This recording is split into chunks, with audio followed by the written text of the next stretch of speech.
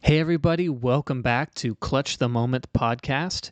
I'm your host, David Steinhauer. Today's guest is a fellow named Jason Torchinsky, super interesting and informative guy. He writes for The Autopian, that's his blog. He also used to write for Jalopnik. He is a treasure trove of automotive knowledge, insight, and enthusiasm. But it wouldn't be possible to meet with him today without our sponsor, helicopters. How do they work? They fly so crazy. Honestly, does it defy the laws of physics? I don't know. But definitely look into helicopters for your next transportation need. Now, on with the show. Well, Jason Torchinsky, it is a pleasure for you to join me today. Thank you so much for calling in. Ladies Thanks and for having gentlemen, me. yeah. For those of you who don't know, I think you might be the face of the obscure car right now. Maybe. Yeah, I don't know anybody else who's driven a propeller-powered vehicle or has Uh, gone so far out of their way to own all the oddballs. And I am pretty proud of the few that I've collected over the years, but you really, truly have some winners. So can you give us a quick taste of some of your car ownership history? yeah, sure.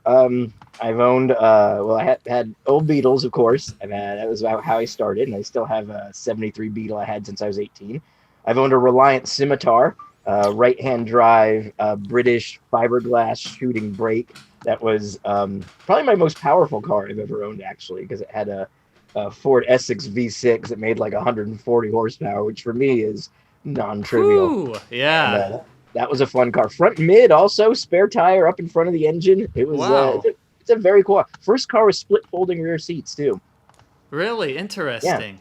it's a cool car. I had a Volvo P1800S that I traded for that car. I was about to say a small shooting brake. You know what that reminds me of? Is the 1800. 1800 ES, though the Mm-hmm. shooting brake version was kind of people have said it was based on the Reliant Scimitar GT. Interesting. It's a cool car, the Scimitar. I had that, had the Volvo, I had a bunch of weird crap. Let's see, I've got a Nissan POW, little Pike factory car from Nissan. I've got a Yugo GB Plus, so it's the fuel injected Yugo. That's my highest. Oh. It's my highest horsepower car at the moment. It makes 67 horsepower. It's uh, and I got my Changli, which is the electric Chinese right. EV. It cost only like $900. Right. 1.1 horsepower. That thing's a great car. I got But it's a also, you said it was $900, but I followed some of your stories, and the freight and the yes. duties and stuff are It pretty cranked it up. significant. Yeah. Yeah, so it was like $900 for the car, but about 300 for the battery, so about 1,200 for the car itself. Then about by the time you pay shipping and fees, it came to about 3,300. Mm-hmm. So still pretty cheap for a new car, Yeah, but I'll a new say. car with 1.1 horsepower. Does have a backup camera though, and I use that thing all the time. I use it around town. Actually, the lead acid batteries in it have finally given out some of them, so I'm getting in the process of getting some new batteries for it, which of course will lead us to what we're Yes, talking I about would today. love to tell you about batteries. um, but that's so cool. I'm so shocked that you can be passionate about cars in a way that is completely divorced of ego. I think a lot of people uh, get a car as an expression of themselves, but That's really just as a crutch, right? As a stand in for personality. Whereas you, I see a lot of very interesting cars that you don't have to lean on, right? Because you're not impressing anybody with a 48 horsepower Nissan POW. I don't know the I guess exact it number. depends. 52 Excuse horsepower. me. Yeah, it's okay. But am I though? I don't know. I mean, because I'm still like I agree with you. Cars are closer to fashion than they are anything else. They are not rational things we buy. Even people who say they are not interested in cars, you can find a car that they do not want to be seen in, which means it means something to them. So I'm just expressing maybe something different than somebody who is trying to show off with a lot of status or power. But the problem is, I feel like a lot of cars, if people don't really care about cars, then things like a premium car or something that shows wealth is going to be an easy thing for them to fall into. And that's just Right. not that interesting to me. I genuinely unashamedly love an adorable car. I like a friendly, unashamedly cute car, something plucky and looks like it wants to have fun. I'm not interested in an aggressive looking car at all. I just don't care. I like something that looks like it's just like a pal who's out there to have a good time. And so the cars I tend to gravitate towards are like that, like the Beetle and the POW. And I love underdogs. I love weird engineering. Um, the Yugo partially. Like just this past weekend, they had a little car show in my town, and I parked my Yugo there in between a Ferrari like 458 and like there was a McLaren in the same row and Right. all this other stuff. And then I had my crappy ass little Yugo in the middle, and that Yeah. just felt good. Yeah, absolutely. It's a juxtaposition, which Yeah. is always valuable. And, it's something that people can relate to. It's like, oh, I know what a Yugo is, and that's, Attainable. yeah, I think that's important. it certainly is. That's why, I don't write that much about supercars because I feel like, what's the point? Most people are never gonna have a chance to be in one. You're never gonna get to drive it. There's impressive engineering, sure, but there's impressive engineering in all kinds of things. The Tata Nano, the cheapest car in the world, the Indian car that was like, it was gonna sell for like 1,500, 2,500 new, Right. has more difficult engineering going on than almost anything else. Like a Veyron is impressive, or a Chiron by Bugatti, but the work they had to do to engineer Tata Nano to those standards is as impressive engineering. Of Completely. course, yeah. Like, do something with no limits, of course it's going to be amazing. You had no limits, duh. But if everything is a limit, then you just have to be so much more clever, and I respect the hell out of that. Yeah, no kidding. I just recently discovered the first gen Mazda Cosmo. The Oh, that's an amazing car. 360cc four-cylinder. Oh, No. This is the first gen was actually a rear-engined four-cylinder 360cc. The 360cc before they went to the rotary Cosmo. And No, I love those. I've driven one. Really? Wow. Yeah, it was. I drove one with like a weird early automatic transmission, so it was so slow. And I think they were using some of them used a V4, I think, at the rear. Huh. But they beautiful little cars though. They're absolutely charming. Yeah, the packaging is amazing. Yeah, right. 18 horsepower if I remember right. It's like a lawnmower carburetor. It's great. But all those early 360cc K classes, the Subaru 360 I love too. They're all they're so good. Right. Wasn't there a small Subaru Beetle looking car with all-wheel drive? I remember seeing something surprisingly small from Subaru that was all-wheel drive, and maybe I'm conflating two of course. things. Yeah, that doesn't look like a Beetle, but that was all-wheel drive. First, right. One of the first CVTs we got in America. It wasn't the first CVT; that was a DAF. But their Beetle-looking car was the 360. I don't think they ever had an all-wheel drive version of that. They had the Rex. Yeah, I must be conflating two things then. It's all right. But there've been some. I mean, there've been some amazing tiny all-wheel. Like Honda made a. It was a Honda Z, not the earlier one that most people think of, but it was a underfloor rear engine all-wheel drive little tiny like hatchback guy. I don't know, there's so much good stuff out there. Yeah, absolutely. And I love your journalism style because it exposes all the fun to be had in places that you don't normally think of it, or like a typical American car show has Mustangs and Camaros and things that are 20 to 30 grand or 15 grand or Miatas, whatever. Yeah. But man, I had so much fun in, for example, my Mazda Speed Protege that I got for a song because nobody knew what the heck it was. Like, is that an Evo? Is that, my Mustang SVO, same thing. It was like, what is this? A 4-cylinder Fox body? Yeah, it made like 315 at the wheels. It was. Oh, those things are amazing. They were really stout. So, the oddballs are often where you can find a deal and get more car for your money if you're just willing to look. And then you've got the double whammy of more unique, more interesting a lot of times, and also you've paid less if you're just willing to search a little bit. So, sure. Yeah. I can't recommend weirdos and oddballs enough to anybody. Yeah. They're the way to go. I mean, this show is all about the qualitative part of hobbies, right? It's not really the minutia or the nerding out on specific specs that, to me, drives the experience. To me, it's that uniqueness, it's that expression, and oddballs are a great way to do it. Sure. So, No question. yeah. So let's talk about batteries. Yeah. So okay, so I should explain why this happened at all is because I was writing an article where it was kind of a thought experiment, and I was thinking about electric cars in the future, where all the major automakers are deciding, they're maybe not all, but almost all of them have decided they're going to be going electric or nearly all electric in the near future, and that's great. I totally understand it; makes a lot of sense.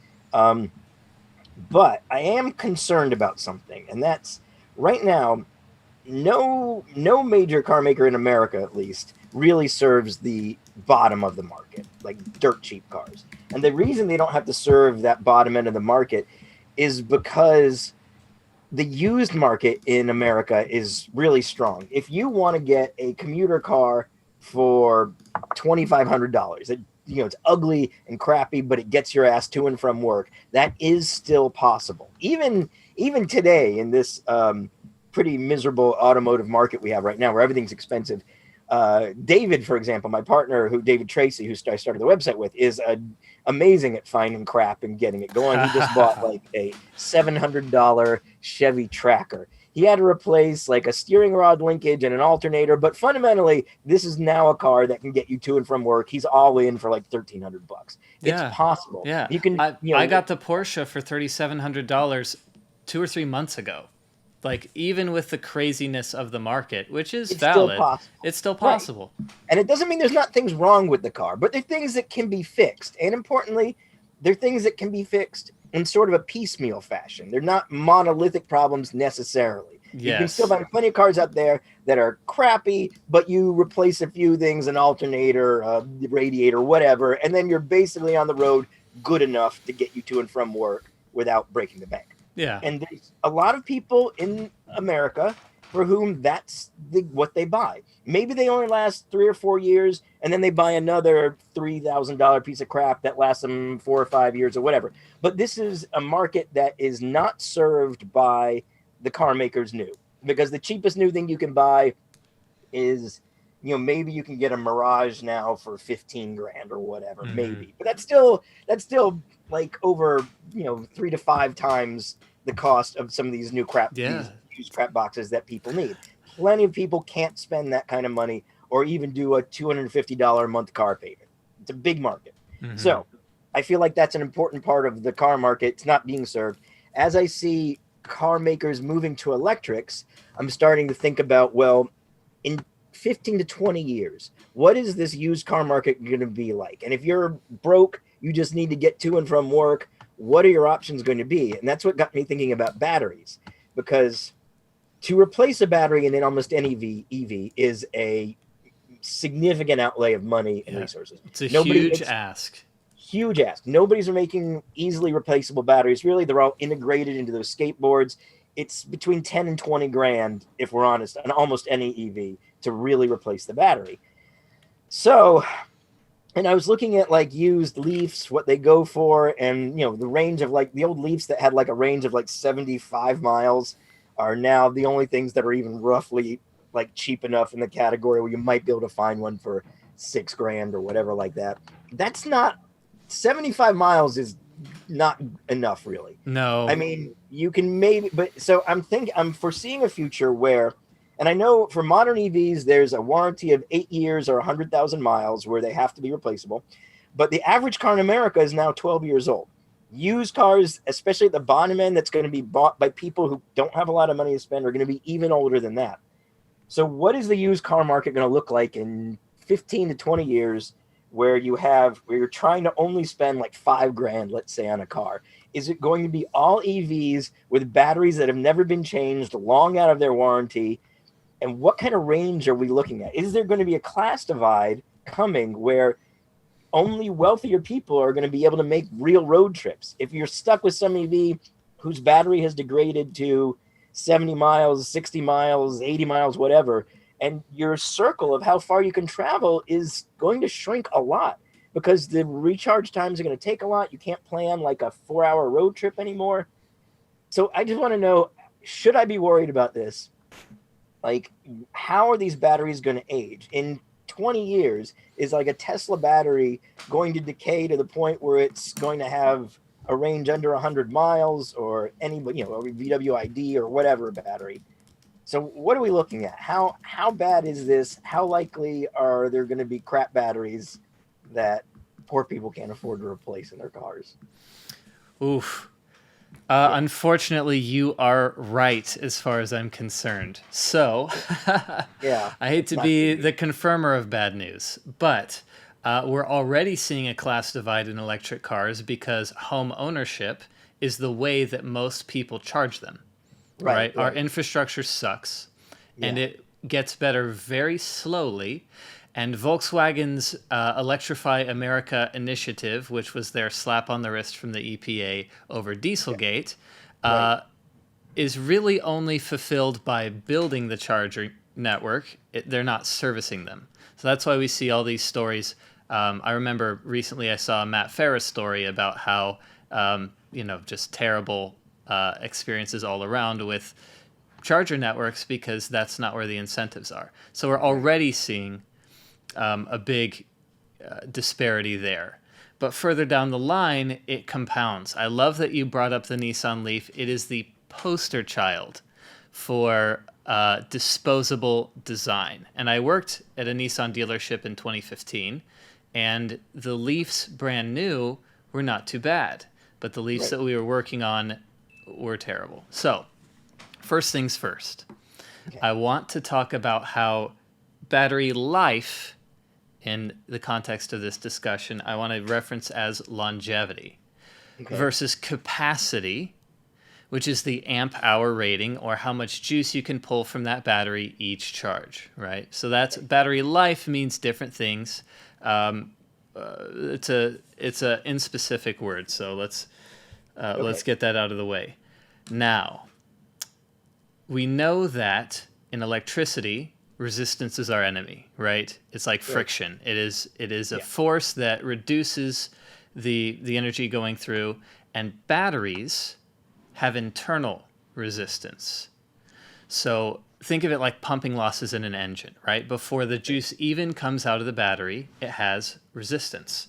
Is that what causes heat buildup in the batteries? Exactly right. So as you discharge, the faster you discharge or the faster you charge, the more heat. And unfortunately, heat is a contributing factor to battery degradation. So, go ahead. Sorry. No, keep going. I was just moaning. Moans in agreement. So, batteries can be thought of fairly usefully as either soda cans or Capri Sun pouches, right? They are these metal-lined packs or individual cells with goop inside, right? Electrolyte and lithium. Yeah. Right. Yeah. And they are a chemical process and with different layers. Let me see if I can screen share this one here. Different layers of anode and cathode. And the like BMW, the i3 used pouch batteries, right? Is that right? I actually am not sure. I know that the Volt and Leaf and most others use prismatic batteries. Tesla's for a long time used 18650s, which are cylindrical cells, 18 mil wide and 65 long. And the Model 3 and Y just switched to a 21700 that is manufactured to their own specs. But hopefully you can see this. Is this zoomed out terribly, or can you see this fairly clear? Okay. I can see it. So yeah, that's the inside of an... Ooh, dear, there it goes. That's the inside of an 18650. And you can see all of these layers here, anode and cathode. We're trying to maximize surface area, because surface area is the inverse of resistance. So as batteries age, as their cycle count goes up, as they build up heat. Different things can happen in on the surface of these plates. Most notably, and this is caused mostly by charging and discharging, they will have islands of lithium that do not interact with anything else, right? The lithium is only useful if it's touching electrolyte. So if you have a big monolithic block of lithium on one of the plates, that area is no longer doing anything. So that is what contributes to one of the main things that contributes to battery degradation. And unfortunately, it's not easy to reverse. Now, a company has just come out with, let me share my screen again, a technology of pulsed AC charging. And this is a link here that I will send you. But this is a Stanford and SLAC team that have been trying to basically shake up the battery. Physically? Like physically? Chemically. So Chemically. they pulse electricity in and out of the battery at certain very high frequencies. And that will actually break up some of these lithium islands, or it will cause kind of little tentacles to grow toward the electrolyte and then interact with the electrolyte. And so it's not just one monolithic block. Because again, tentacles are good for surface area, right? We want as much interaction as possible.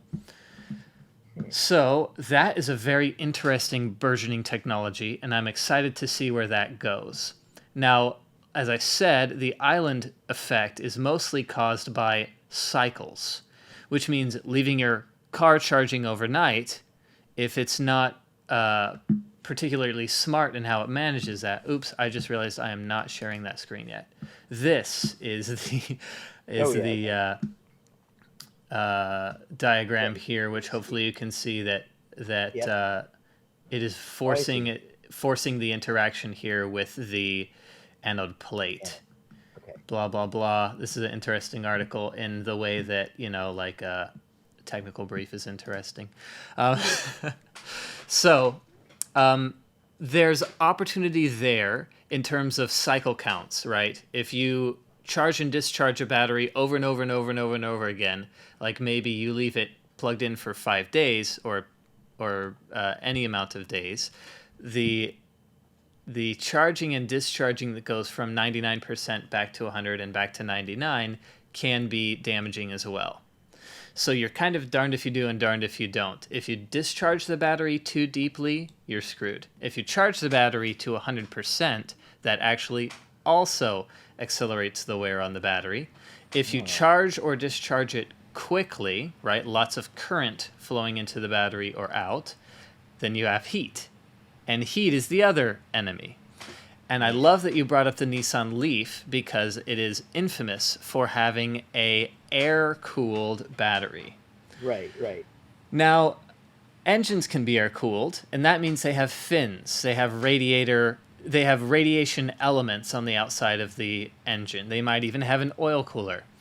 Electric batteries, I think air-cooled is a very optimistic term. I would use the term uncooled because, there's not a ton of surface area at the bottom of a car in between a skid plate and, and the Leaf didn't have a finned battery pack or anything like that. No. It is big block square cells, prismatic cells, and they're not particularly energy dense from the factory. They're quite heavy in their construction, and there's no provision of any kind for heat.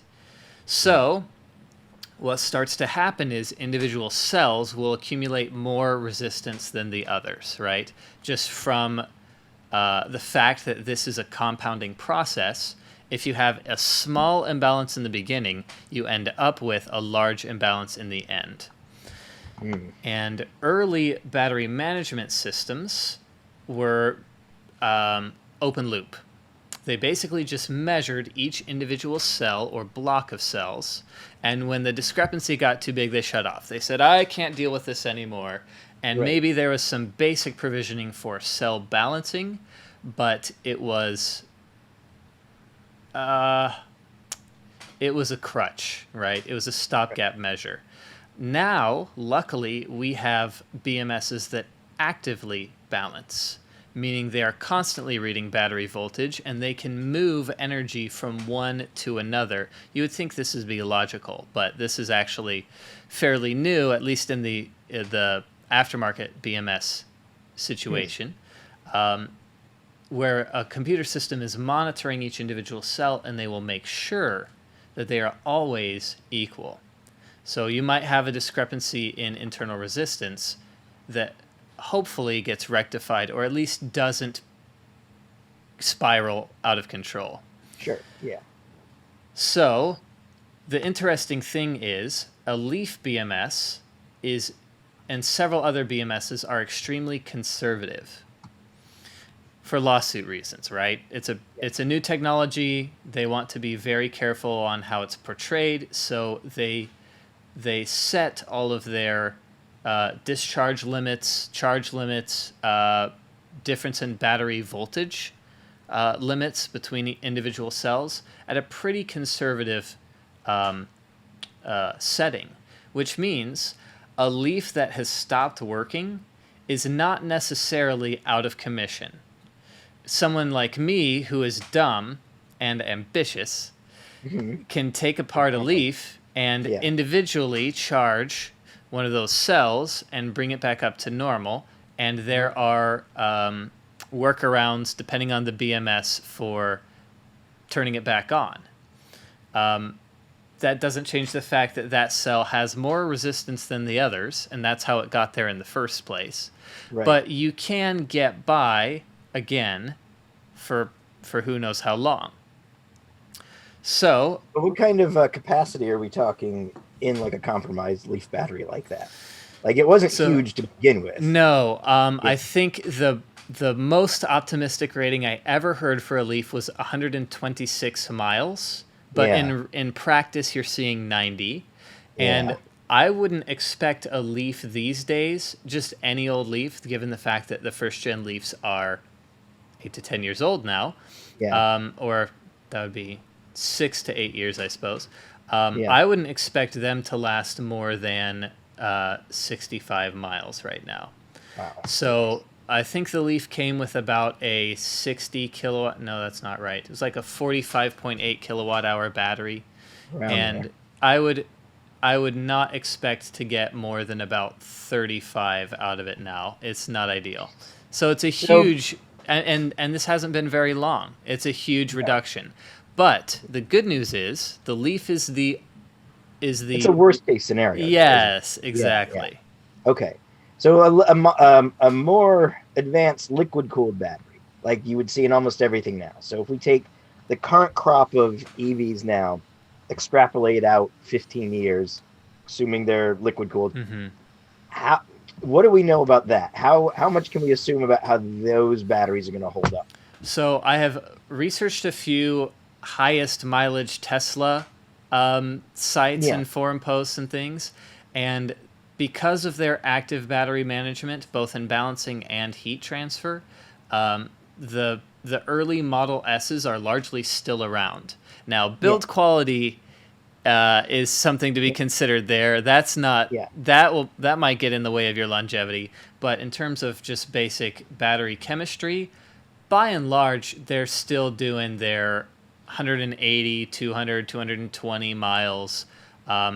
It's a modest reduction, but as much as I love to hate Tesla, they are still going strong. The interesting thing about Tesla is how hard they push their batteries. It's very clear to me that they have a specific marketing goal, and they will they have to live up to whatever Elon tweets, basically. Right. So their BMS settings are very aggressive, and their discharge state, their minimum discharge state, I think is quite low. So we're only now, a few years ago, seeing a Porsche Taycan that can do the things a Model S dual motor performance or P85D was doing quite a while ago. But the difference is the Porsche will do it in perpetuity, ideally, or at Yeah. least much longer than a Model S. If you're doing, I mean, it's the same thing as an internal combustion car. If you're pushing it hard regularly, you're going to have Yeah. worn rings. You're going to have, aggressive wear all over the place. So Right. So okay, these are, so how see so the those first Model S's are now what year did they come out? It was like 2000, 2013, I think. 2013, right? Yeah, 2013. So we're approaching 10 years Mm-hmm. on the oldest of them. Mm-hmm. Again, average car age in America, like I said, is 12 years old. I'm imagining what these things are going to be like in double that amount of time. Regardless of how often it's pushed, charged and decharged, physical just time passing will affect the battery capacity Yes. as well, right? Because the Yes. chemistry is continu. So, do you think they'll be able to? So in double the time, are we? What kind of? You think we'll see loss of capacity, even in ones managed well, like a Tesla battery? I think that is quite likely, yes. So, it is tough for me to say, but I would be pretty confident in saying a Tesla will continue to have a usable 150-mile range, let's say, for another decade. Oh, that's okay. That's Yeah. better than I thought. What about other car makers? Do you think they'll be they're not pushing as hard, and and everybody's using liquid cooling and everything. Mm-hmm. So what do you think in an average might be for like a boy.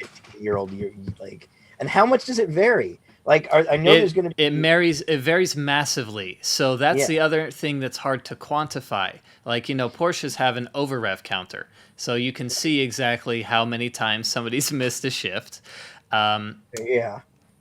There's no such thing in the electric car space. I'm sure there is onboard data logging. Tesla loves to tout that they are a data company and not really an automotive company, but it's hard to quantify. Like, what is your beating on it score? You can't really put a number on that. So there's a huge discrepancy, and I mean, just in consumer electronics like cell phones, people who have it either plugged in or are heavily using their phones constantly, and they need a new one in 2 years. right. The best possible scenario is actually to pack a Model S away in mothballs at about 60% charge, just above nominal. So about 3.8 volts per cell, 3.7 volts per cell. And it will stay like that. Like it won't lose a ton of capacity really in perpetuity. You control the temperature. The cooler, the better, within reason. You're just basically trying to slow that chemical reaction down as much as possible. And you'll lose like 1% capacity per year or something. It's like very low. It's surprisingly low. But nobody's using their cars like that, of course. No.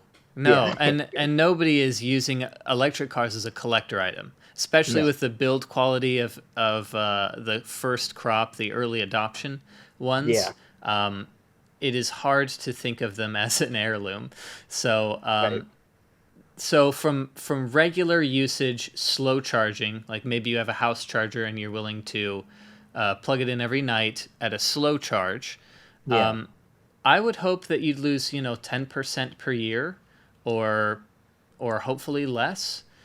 But aggressive use could put you to 20 or 30% per year, and that's again with the ideal water cooling, active BMS, those kinds of things. Okay, so huge variance is the unfortunate answer. So the bottom end of the market, it's going to be the ones that suck, though. Absolutely. Like the ones that people have taken care of. You're going to need to have to test drive a car for its entire range. God, yeah. Because how do you trust? I mean, even what the dash says, the range estimators, how they get less accurate. So Oh boy. the interesting thing about internal resistance is a battery with very high internal resistance will Yeah. read higher than that it actually is. So as soon as you pull current from it, it dives down in voltage, and it then it behaves as if it's much lower state of charge. But Yeah. so it's yeah, they become less accurate as you drive. It will read that you have 93%, and it will calculate based off of that, and likely it will continue to be more and more optimistic as the batteries age. So, So this is all bad news for broke people in the future. yes, the good Because news, yeah, that's the good news. there are a few good things that we can hope for. First and foremost, Tesla hacking, despite Yeah. Elon's best attempts, Right. is kind of flourishing. We have Okay. people who are starting to really lean into, like, I don't know if you're familiar with the Teslonda, but it's a Tesla Model S rear axle underneath a 70s Honda sedan. Oh, I think I have And seen that. Yeah, it's and amazing. And I know people have been building Tesla motors and batteries into all kinds of resto mods and things like yes, that, which is exciting. yes. And I love them specifically in like old luxury cars where the powertrain isn't the draw anyway. Right, Um, right. Sure.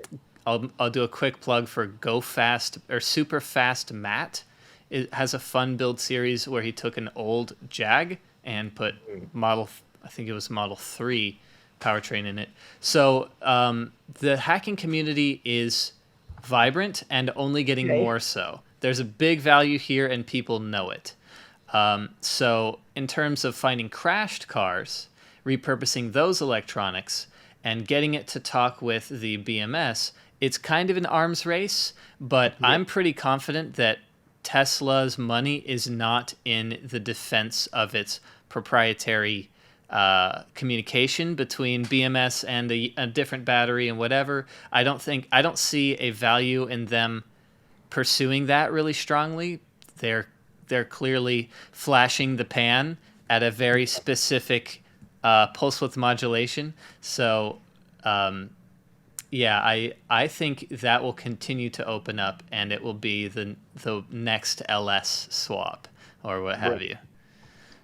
So, I mean, that's great So for so basically, in the future, you'll have to go to a guy who is the electric car guy, just like you'd have a Euro specialist, or you'd have you'd have a JDM specialist in your area, and you'd go right. to the electric specialist and you say, hey, I need you to hot swap me a battery. I only have $6,000, and the battery modules themselves are cheap.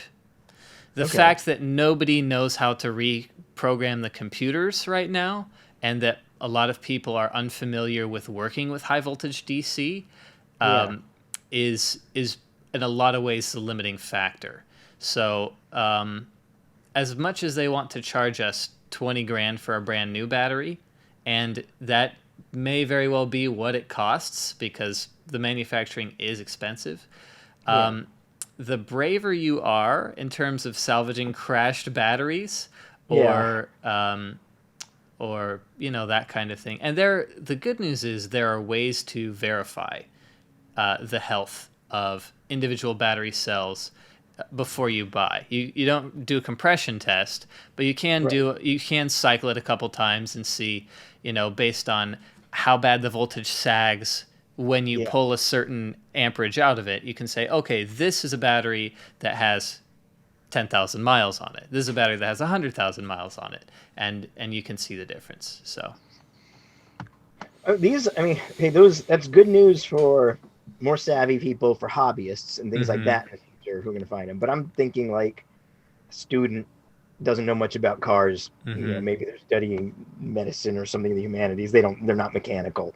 They need Sure. a car to get to and from class, and they have $3,000 to spend or whatever. Like it's the equivalent in 10, 20 years. Maybe it'll be like $6,000 by then, equivalent now. Is there anything how so assuming they're going to get the batteries that have been abused and the range is going to be lower and there'll be a tier of batteries that have been better taken care of that still hold most of their charge,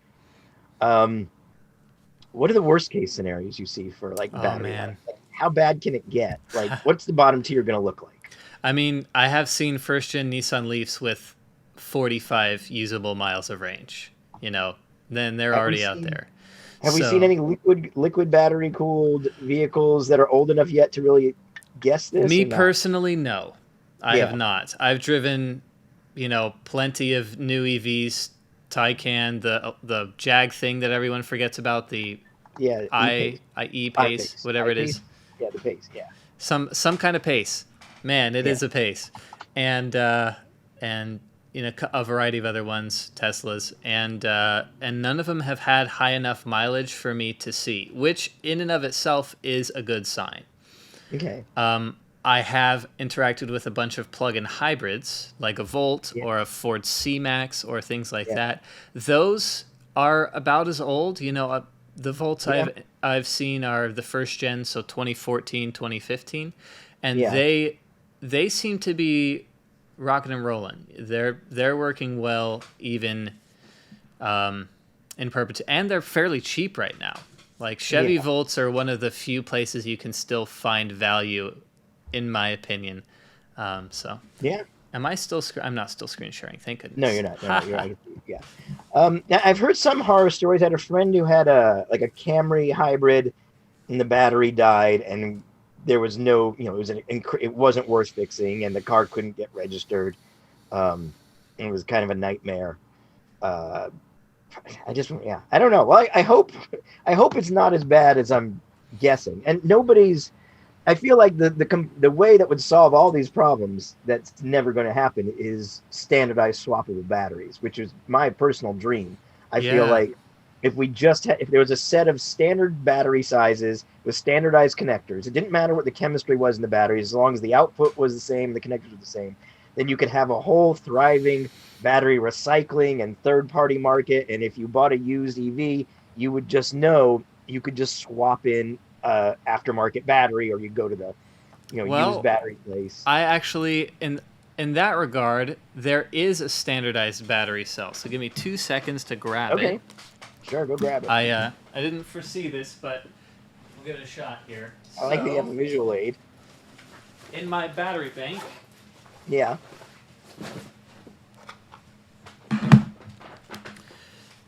in my phone charger battery bank, Okay. I have a cell from.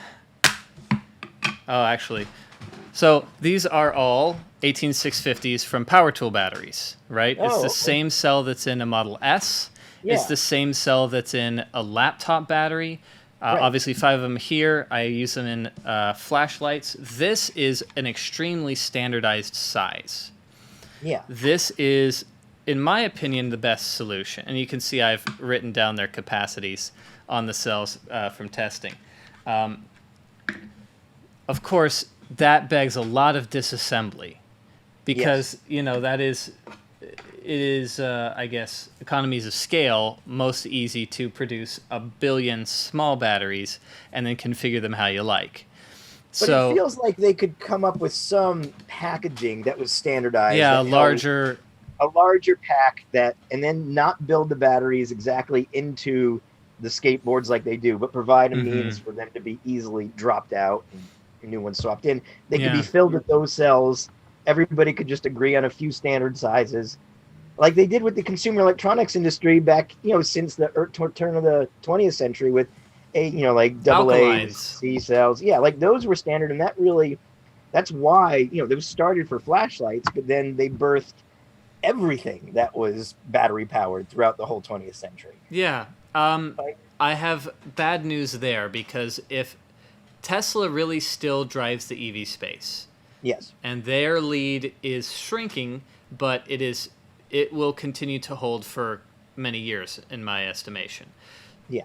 And if they're not embracing standardized charging plugs, there's no way in hell that they're going to embrace standardized battery construction.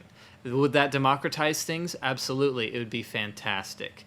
But Tesla has demonstrated swappable batteries one time to get the grant money, and then they tore that stuff down.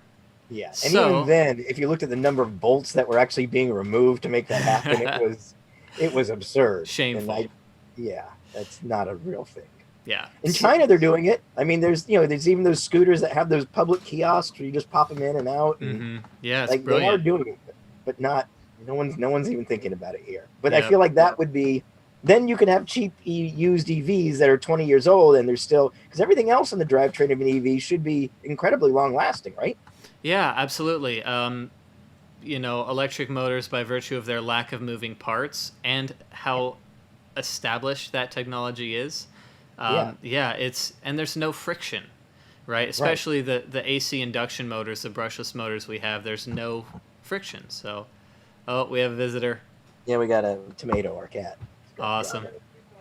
All right. So if we have to wrap this up with a takeaway for people, broke ass people in 15 years, we're in trouble. What's the best they can do? What's the best advice they can look for? It looks like the range estimators on the cars are no longer reliable. Right. They're going to be getting the bottom of the barrel for how the batteries have been treated. How are they going to test these things? What's the best they can do? So the best they can do, let's give our future selves advice. Okay. First off, test drive the car with as much range as you can, right? Ideally, test drive a full charge's worth of range. So you're going to have to arrange like for a whole day. Meet me at the charger. Yes, that is what I think would be most logical. Also, battery swaps can be done. Yeah. And used batteries can be found, and they are reasonably cheap. But if you're shopping for an EV, future you might want to also shop for an EV battery replacer or battery specialist who is willing to just, that would open up your options to cars that have pretty depleted battery packs. And in the future, we hope that technologies like that pulse to AC or other recycling programs would start taking off here, because, as you're saying, there's massive value in it. And the batteries are the most money, energy, pollution, and construction intensive parts of the EV. So there's obvious value in trying to make them not just single use. And whether that be stripping it all the way down and only replacing the single 18650 cells, which it would be, it would certainly employ a lot of people. Maybe a whole sub-market will develop around reconditioning bottom of the barrel EVs and keeping them going and on the road. Yeah, maybe that's just going to be something that'll just have to develop. Yeah, it's a lot of YouTube that I watch right now is people pulling apart Tesla or power tool batteries and making random things out of them. So it is embarrassing, but these cells, and I have about 3 kilowatt hours of those 18650s, which translates to maybe 9 miles of Tesla range, for example. It's just pretty significant. I've gotten all for free by scrounging Home Depot battery recycling bins. Really? Yes. Wow. So every time I visit Home Depot, I just take a look. I can use this one. I know about this. And by the way, quick note, don't ever buy a Ryobi power tool. Oh, really? Yeah. Why? Ryobis, so when they sell 18650 cells, they're usually all produced in the same facility, and they're graded, and they're color-coded based on how they perform. And the lower performance ones make their way into Ryobis, and the higher performance ones go to Milwaukee. Really? And it's the same company. Yeah, so it's stratified like that, and I see over 100 Ryobi batteries for every DeWalt or Milwaukee one. Wow. Now, granted, they're cheaper, so they have more market share. But truly, like, the longevity of one of those Milwaukee batteries, again, the internal resistance of each individual cell is so much closer to each other and so much lower from the factory, and that just that by orders of magnitude extends the useful life of the cell. So anyway, sorry, that was a digression, but well, that's good to know. I think that's valuable. Yeah, and these cells are so cheap that I have gotten a useful amount of them for free. So don't let anyone tell you that lithium will be $20,000 and that's the only way it can be. There just has to be man-hours dedicated to reconditioning, rebuilding, or repacking, that kind of thing. And it's inherently dangerous, right? You're fooling around with several hundred DC volts, and that can kill you. So in a power tool context, not an issue, right? Not even unpleasant. But in a car battery, so I foresee a lot of training and certifications revolving around the interaction with high voltage DC batteries and cell reconditioning happening in the near future. Maybe maybe this is there's a business opportunity here for someone, like an actual full on chain of places, a Jiffy Lube equivalent that's just dedicated to battery reconditioning. I actually lost my shirt on an investment recently. I bought some stock in a company that was trying to do just that. They were a startup. Oh, really? Yeah, American Battery Metals Recycling Technology, whatever. ABML was their stock symbol, and they didn't do too well. It's a hard thing to get into right now, but I think might be too early. Maybe once there's more a larger pool of these cars out there that need that, then that'll be the time. But right now, Tesla parts are strictly policed. There's a few places to get them, and otherwise you're not going to see them in a auto recycler. But that will happen soon. They're selling a lot of them, and they're selling a lot of I guess Mach-E's now, and even i3s or i4, ID4 that we get here. The BMW i3, I mean, there's it's growing. Everybody says they're going to be building more, so it's it's going that way. Yeah, and honestly, the recycling aspect does help a lot with the environmental side of things too. The argument has always been, electric cars are better for the environment. That's only true if they are charged throughout their life cycle by renewables. Because if they're any part charged by coal-fired or natural gas-fired plants, then a lot of internal combustion cars still have an advantage. And this is where I start to gloat with my Jetta TDI. It's an established technology which makes it minimally pollutive to produce. Right. So, and we'll get there. I mean, or we won't. And we'll run out of lithium.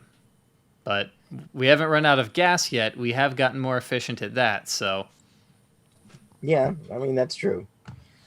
All right. Okay, this is helpful. It's mildly grim, but there's a little bit of hope in there. So, I'll, that's better than nothing. It's hard, but it's not impossible. Yeah. And I guess that's what we have to console ourselves to. All right. And I guess, a lot of things could change still. So, sure. Maybe there'll be infrastructures built up to make this more viable. Maybe some car maker will come out with a version of a car with swappable. The F-150 Lightning, to its credit, that battery comes out with 8 volts. Really? Because it's a body on frame design. Oh, of course. It's literally just bolted up to the bottom, and it's just a big box that drops out. So at least the surgery to get it out, I'm sure the battery would still be expensive, but at least the surgery to get it out isn't nearly as complex as it is with almost any other, EV out there. Yeah, that's great. You could do that in a backyard if you had, you just need a bunch of floor jacks to right. I guess the other good news is as batteries become more energy dense, which they're slowing down, they're really hoping for a new breakthrough in the next couple of years because we're starting to plateau there. But were another breakthrough to be found, batteries could be smaller and lighter, and therefore the mounting solutions, the installation would be a lot more straightforward. Yeah. And I think there was a generation of electric cars that were very noticeably designed to be internal combustion first, or sure. utilize. I mean, the Leaf is a perfect example of something that looks like it should have a 2.5-liter 4-cylinder in the front when you pop Absolutely. the hood. Yeah. And then the pendulum swings to the other extreme, and you see a Tesla where it's all integrated. But hopefully the pendulum will swing back. And we've seen, for example, in smartphones that, Apple is poised to embrace Type-C, Yeah, which would be and great. Yeah. there are specialty phones now that have replaceable components that are not noticeably more expensive than a flagship phone from another manufacturer. So I'm hopeful that this need will be addressed in the future as the pendulum starts to swing back to, oh wait, we can't work on these. Yeah. I'd love to see more modularity as far as that. I mean, I wish my phone's battery was removable too, but I think if we are serious about EVs in general, I feel like some of these changes would have to be made. They have to be more easily maintainable by just regular people in private shops. But there's not a lot of incentive though. Yeah, definitely. To do that. Yeah, this is a digression, but your phone's battery is removable. You just need a heat gun and a razor blade where you used to need a screwdriver. Oh, well, right? So how do you reseal them though? With a heat gun. You just a heat gun will reseal it? Yeah, you warm the adhesive back or you peel a new square of adhesive. And manufacturers in the car industry are going to this as well. For example, the 5th gen LS engine, or the LT engine that General Motors uses, doesn't have an oil pan gasket. They use RTV from the factory. Aston's cars famously the frames are bonded together. Yeah. We know that means glue. So adhesive is something that people are incorporating more, and you're not used to seeing it in an automotive space. It is kind of a pain to deal with, but that doesn't mean, just because it's sealed doesn't mean it's impenetrable, right? This is not Fort Knox. And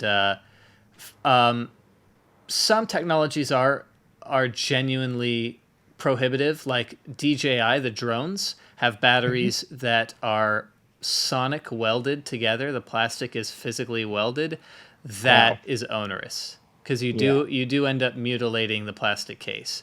But in general, there might also be a situation where the batteries or car construction in general involves a lot more adhesive, but we shouldn't think of that as necessarily impossible to deal with. So, okay, all right, that's my 2 cents. I appreciate it. All right, well, very thanks. Cool. So this was very helpful. Yeah, and I appreciate you coming along. This is the most factual by far of any of my Clutch the Moment episodes so far, but I'm really I focus more on this show toward the experience and the qualitative aspects of hobbies, but I just love getting deep in the weeds, because some of these minutiae, some of these little facts do affect the experience, and they're worth knowing. No, this is a big deal, especially if we're moving to EVs. There's always going to be broke asses, and there's always going to be a need for cheap cars. So I want to know what's going to happen. So this is helpful, at least to start trying to figure out how it may be. Because who the hell knows, really? But it's good to know. Right. Yeah. Income disparity continues to grow, and we see that in the transportation sector. So what can we do about it? I mean, right now you can buy a Bentley, and you could buy an $1,800 crappy Corolla, and you can still do an 8-hour road trip equally. The quality of how that feels while you're doing it may be the same, but in the end, you're still starting at one place and ending up 8 hours later, and there's no difference in you getting there at roughly the same pace. Right. 5 miles an hour, whatever. But if that's going to change, and if there really are range issues, then all of a sudden being broke also means your circle of how far you can actually go has It's contracted, physically and, limiting, yes. and that's a problem. And And that's for our country with terrible public transport, yeah. yeah. Plenty Yeah. of poor people live in places with zero public transport, and our country is huge. And there's people who rely on, 30-year-old trucks to get them going for like an hour-long commute every day, or they have family 3 hours away, and they can do it. Even in a crappy piece of crap, you can do it. It would be a shame to see that a very important part of life gone. So Mm-hmm. that's why I'm concerned. Agreed. Yeah. Yeah. Long live the road trip. Long live the road trip. Don't get rid of your internal combustion cars just yet, folks. Maybe that's the key. Maybe they have a commuter EV that only can do 100 miles, and then they've got a really old piece of crap that can still actually go on the highway. So who the hell knows? Right. I do think there's danger in that line of thinking because as transportation gets outmoded, it gets drastically more expensive. That's true, too. I think of horses, for example. They used to be reasonably cheap to own, and now forget about it. So, yeah, a cheap piece of crap may not be a cheap piece of crap. No, you may be just stuck. You just, man. Well, that's grim. I hope it doesn't end up that way. I hope there's like your. Don't worry, Virgin is coming to save us with its hyperloops. I'm sure that'll be. I'm excited about that. Or whatever, the tunnels. Yeah. Yeah, that's the boring company. Yeah, whatever. Yeah, it'll all be solved. The billionaires got it figured out. Yep. Man, right. What a pleasure. Thank you so much, Jason. Thanks for having me. I really appreciate it. And yeah, hopefully I'll get to talk to you again soon. Yeah, always. Take care. Bye.